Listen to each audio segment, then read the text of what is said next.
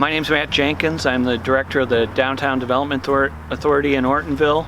I'm here with Joe Tysick, building owner of 30 South Street, and we're going to take a peek inside and talk to Joe about the renovations thus far and the dream, the vision for the future of 30 South Street. Go ahead. We're going to go into Suite A. We've tried to break the building up into 4 separate units. All right.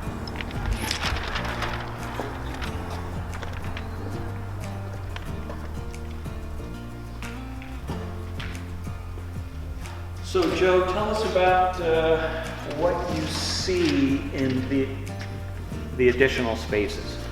This first space would probably end up being 12 to 1,400 square feet, depending on what someone would want to use it for as far as retail or office space. And then the next section could either be used as a double unit, which would either be 700 or about 1,400 square feet if they were interested in taking the whole space.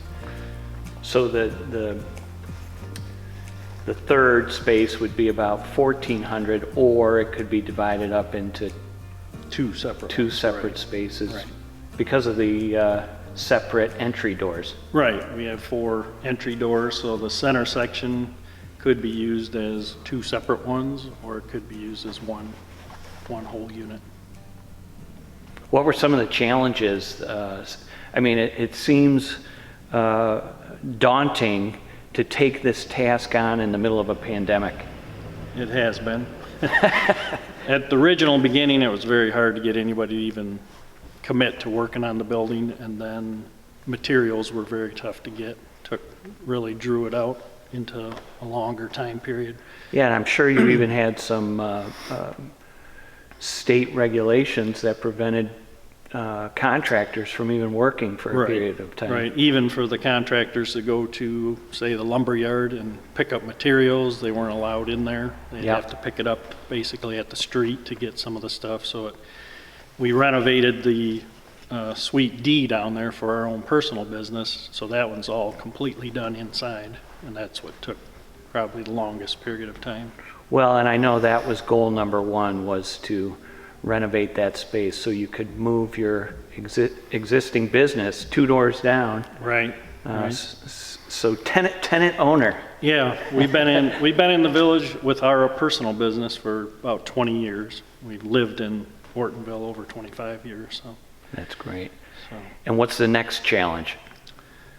The biggest thing is going to be our septic system, with the county having restrictions on that type of setup for how many employees or how many people we can actually use in this building at all. Yep. One final question. What's been the reaction of the community? It's been really positive. Everybody loves the facade look. You know, it's fixed it up quite a bit. The hardware had been kind of that way for many, many years, so to see a little change and kind of fit in with the downtown feel, I think everyone's been real happy with it. Well, I agree with them. I think it looks great. Yep. We can't wait to see some additional retail. Yeah, we're excited to get more retail in here so people have a reason to come downtown. That's right. That's right. So, yeah. We did try to keep this original meat locker from the original grocery store back in the 40s to keep a little piece of the history from the building. So we kept the entire cooler and turned it into an office.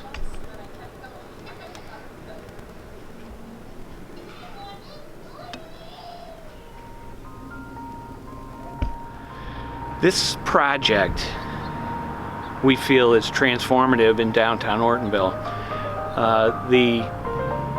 The downtown really is comprised of 2 main streets right here at the corner of South Street and Mill Street.